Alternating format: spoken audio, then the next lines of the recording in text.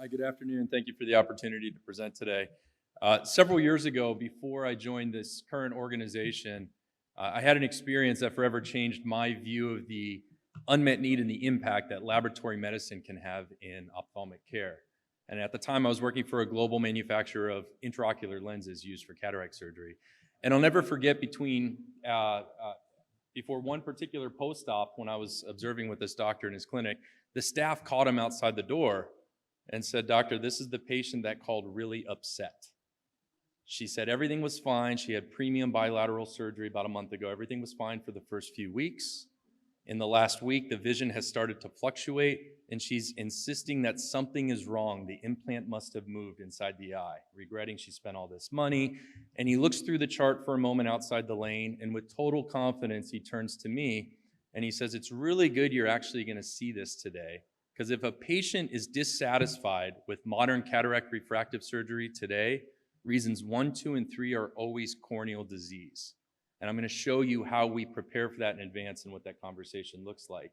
And solving this problem, and I'll come back to that story in a minute, is what our company was founded for. We originally launched under the name brand Tear Lab in 2008 and brought to market the very first CLIA-waived objective laboratory test in eye care. Something taken for granted. If you see any specialist in any other field, there's a good chance 80–90% of their decisions will be based on what laboratory results show.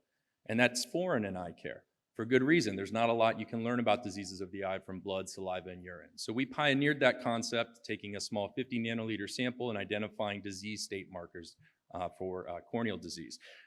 Last year, fast forward a bit, we've done this now 25 million tests. We're obviously a commercial stage organization, 25 million tests across almost 50 markets, and we rebranded. We're preparing to grow beyond a one-product company. This is a very high potential platform strategy when you start at the diagnostic point of a conversation in a patient journey.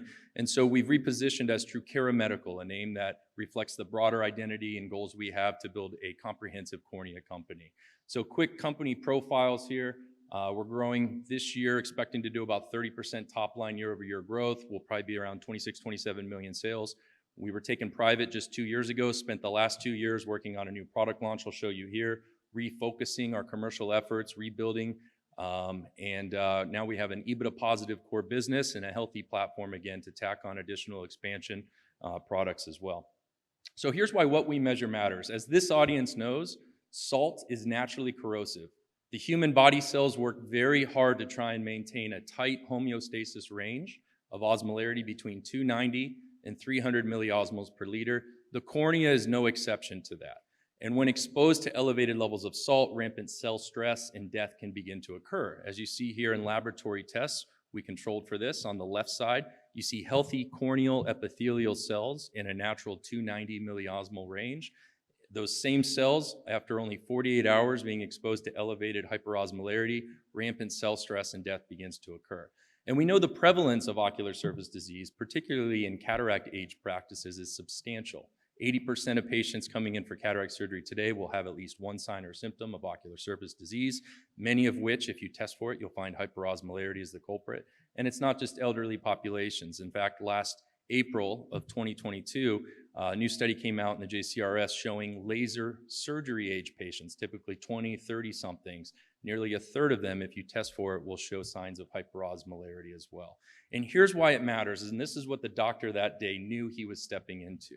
If a patient does have hyperosmolarity, nearly 20% of the time, the fluctuations in vision can be up to a diopter or greater. For those not familiar with diopters, you go to your eye care doctor and they ask what's better, 1 or 2. Those are quarter diopter increments. So imagine 4 times that or greater swings throughout the day because you have a cellular environment on the corneal surface exposed to toxic hyperosmolarity.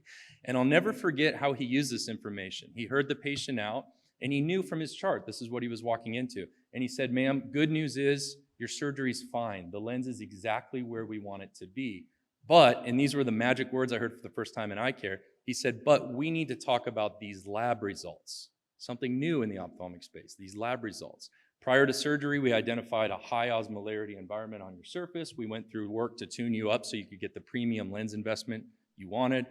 You were stable. Today, those levels are spiking again. And he asked the patient, are you staying on top of your home therapy? And the patient said, no, I thought I could stop after surgery. So what started as a patient ready to blame the surgery, blame the lens technology, turned into a patient that was reminded they have a secondary disease state that they need to manage. And she left empowered and actually apologetic about it. So he's doing this in all his premium cataract refractive surgeries. And this is so substantial and well known at this point. Only a few years ago, the ASCRS Cornea Committee updated their preoperative algorithm as a society, recognizing osmolarity testing as essential in the preoperative cataract workup for these reasons. And the opportunity in the anterior segment space is huge. The premium cataract space continues to grow. These are cash pay transactions on top of standard cataract surgery, where a patient is investing to get a targeted outcome, to get out of glasses for nearsightedness, farsightedness, astigmatism, presbyopia. This is a space now creating over $2 billion in incremental industry revenue annually, over $12 billion in incremental provider fees, and this is our sweet spot. This is where most new osmolarity adopters today live and breathe. They're inside these large anterior segment surgical practices, and we're just scratching the surface of this TAM. Today at about $25 million out of a $250 million market opportunity. But there were problems. Our historical product was not fit to serve this growing demand inside a cataract modern practice. So we knew we needed a solution that could keep up with the high volume demands, not rerouting patients through the practice, but allowed you to bring the testing to the patient. And so this quarter, we're in the process of launching now in market a new version of our Gen 2 system, which is portable, practical, and precise. This is the ScoutPro handheld osmolarity system. It's an objective laboratory collection and analysis system. Fits right in the palm or in the workup tech's pocket. And the secret sauce behind this is simple. Laboratory medicine is really two technologies that must work together. You need a means of specimen collection, and you need a means of specimen analysis. So these are no longer separate technologies. We've integrated them into a single device. And the coefficient of variation on this is extremely precise. It's built on a 25 million tests to date of precision. Because we're somewhat alone in the space in eye care, CVs outside of our space, you can see are usually a multiple of where we are, consistently testing under 1.5% CV. So this is my lovely assistant, Lorinda. HIPAA guards, I promise you I've received consent to share her PHI. I want to actually show a real-life test of how this is now equipped to win and grow inside the busy premium cataract space. It's interesting, just a few years ago, before COVID, rapid testing in the laboratory space often meant 24 to 48-hour test turnaround. And then during COVID, we got accustomed to rapid being branded as a 10 to 20-minute test. So when we say rapid and built for the high growth opportunity in cataract, we mean from collection to objective output and analysis in 15 seconds. So you'll see this here. I'll speak through a couple of the beeps because it goes quick here. That's the disposable tip. It's a well-reimbursed test that costs about $10, $11 per eye. Reimburses about $22. That first beep recognizes the tip. There's a 50 nanoliter size collection, which is about the size of a period on a business card. And in a span of a few seconds, it does a real-time temperature analysis, and the osmolarity output's available right on the screen.